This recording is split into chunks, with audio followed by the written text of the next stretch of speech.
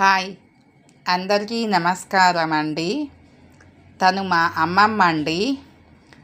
మా అమ్మమ్మ అంటే నాకు చాలా ఇష్టం అండి. తను లేదు ఇప్పుడు. మా అమ్మమ్మ, మా తాతయ్య, మా నాన్న, లాస్ట్‌కి మా హస్బెండు, వీళ్ళందరూ అంటే నాకు చాలా ఇష్టం అండి. చిన్నప్పుడు మా అమ్మమ్మ దగ్గరే నేను పెరిగానండి. అమ్మమ్మ వాళ్ళ ఇంట్లోనే ఉంటూ అమ్మమ్మతోనే పెరిగాను. అమ్మమ్మ, తాతతోనే పెరిగాను. వాళ్ళంటే నాకు చాలా ఇష్టము. నేను ఇష్టపడ్డ ప్రతి ఒక్కరూ నాకు దూరమైనారండి. అందుకే నాకప్పుడు అనిపించింది, మనం ఎవరి మీద ఇష్టం పెంచుకోకూడదు. ఇష్టం పెంచుకుంటే మనం చాలా బాధపడాల్సి వస్తుంది అని. అందుకేనండి ఇప్పుడు ఎవరి మీద అంత ఇష్టం లేకుండా నేను భగవద్గీత అలా పారాయణ చేసుకుంటానండి రోజును. అందరూ దూరమైనారండి. నా 17 ఏళ్ల వయసులోనే మా నాన్నగారు చనిపోయారు. తర్వాత అమ్మే ఇది చేసింది, అమ్మే సాకింది. అప్పుడు మాకు కొంచెం ఫైనాన్షియల్గా కూడా ఇబ్బందిగా ఉన్నిందండి. అందుకే అమ్మ ఒక్కదాని వల్లే కాక ఆ టైంలో మేము ముగ్గురమండి పిల్లలము ఆమెకి. నేను ఒక ఆడపిల్ల, 2 మగపిల్లలు. ఆ టైంలో అమ్మ ఒకటే చూసుకోలేక మా ముగ్గురిని కూడా వేరే వేరే జాబుల్లో ఇరికిచ్చిందండి. అంటే అంతా చిన్న వయసు అండి మాదప్పుడు. నేను అదే మా హస్బెండ్ డెత్ అయ్యి కూడా 1 ఇయర్ అవుతుందండి. నేను అదే అనుకుంటాను, ఎవరి మీదైనా మనం ఇష్టం పెంచుకున్నప్పుడు మనము చాలా ఇబ్బంది పడవలసి వస్తుంది. అయితే మనము ఇష్టపడవలసింది ఒక్కరినేనండి, అది ఆ భగవంతుడినేనండి. మనం ఇష్టపడవలసింది భగవంతుడిని. మనకు ఆయనే సరి అయిన మార్గం చూపిస్తాడు. మా సారు నాకు దూరం అయిపోయిన తర్వాత నాకు పరిచయం అయింది భగవద్గీత అండి. నాకు అది మా ఫ్రెండ్ ద్వారా భగవద్గీత పారాయణ అనేది పరిచయం అయింది.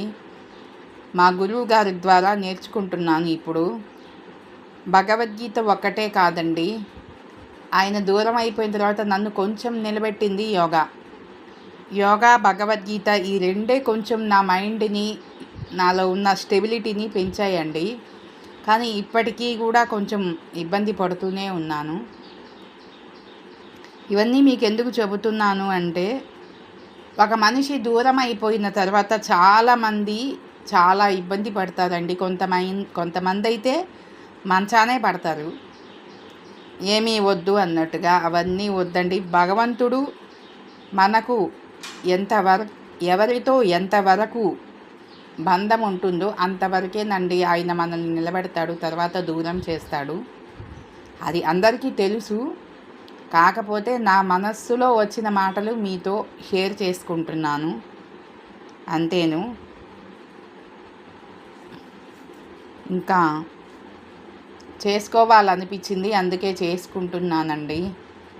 ఇంకా ఎవరు అయినా వాళ్ళకు ఇష్టమైన వ్యక్తులు దూరం అయినప్పుడు ఎటువంటి బాధ అనేది ఉంటుందండి. కాకపోతే ఆ బాధను మనం ఏదో ఒక మార్గం ద్వారా కంట్రోల్ చేసుకొని ఇది చేసుకోవాలి. కానీ స్టెబిలిటీ అనేది అందరిలో ఉండదండి, అది మనం తెచ్చుకోవాల్సిందే ఒక సాధన ద్వారా. నాకు తోచింది నేను చెప్పానండి. దీనిలో నేను చెప్పిన దానిలో ఏదైనా పొరపాట్లు ఉంటే మాత్రం మన్నించండి. హాయ్, అందరికీ నమస్కారం అండి. తను మా అమ్మమ్మ అండి. మా అమ్మమ్మ అంటే నాకు చాలా ఇష్టం అండి. తను లేదు ఇప్పుడు. మా అమ్మమ్మ, మా తాతయ్య, మా నాన్న, లాస్ట్‌కి మా హస్బెండు, వీళ్ళందరూ అంటే నాకు చాలా ఇష్టం అండి. చిన్నప్పుడు మా అమ్మమ్మ దగ్గరే నేను పెరిగానండి. అమ్మమ్మ వాళ్ళ ఇంట్లోనే ఉంటూ అమ్మమ్మతోనే పెరిగాను. అమ్మమ్మ, తాతతోనే పెరిగాను. వాళ్ళంటే నాకు చాలా ఇష్టము. నేను ఇష్టపడ్డ ప్రతి ఒక్కరూ నాకు దూరమైనారండి. అందుకే నాకప్పుడు అనిపించింది, ఎవరి మీద ఇష్టం పెంచుకోకూడదు, ఇష్టం పెంచుకుంటే మనం చాలా బాధపడాల్సి వస్తుంది అని.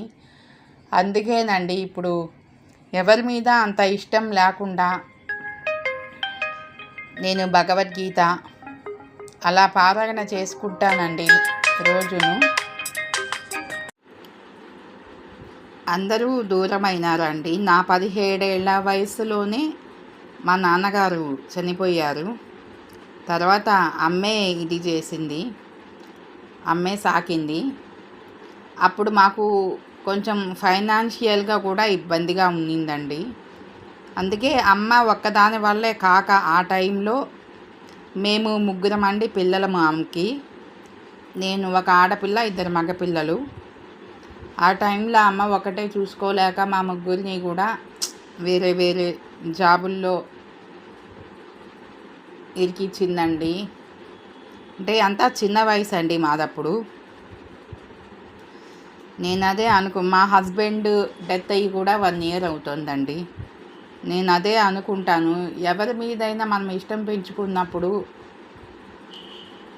మనము చాలా ఇబ్బంది పడవలసి వస్తుంది. అయితే మనము ఇష్టపడవలసింది ఒక్కరినేనండి, అది ఆ భగవంతుడినేనండి. మనం ఇష్టపడవలసింది భగవంతుడిని. మనకు ఆయనే సరి అయిన మార్గం చూపిస్తాడు. మా సారు నాకు దూరం అయిపోయిన తర్వాత నాకు పరిచయం అయింది భగవద్గీత అండి. నాకు అది మా ఫ్రెండ్ ద్వారా భగవద్గీత పారాయణ అనేది పరిచయం అయింది. మా గురువు గారి ద్వారా నేర్చుకుంటున్నాను ఇప్పుడు. భగవద్గీత ఒక్కటే కాదండి, ఆయన దూరం అయిపోయిన తర్వాత నన్ను కొంచెం నిలబెట్టింది యోగా, భగవద్గీత. ఈ రెండే కొంచెం నా మైండ్ని, నాలో ఉన్న స్టెబిలిటీని పెంచాయండి. కానీ ఇప్పటికీ కూడా కొంచెం ఇబ్బంది పడుతూనే ఉన్నాను.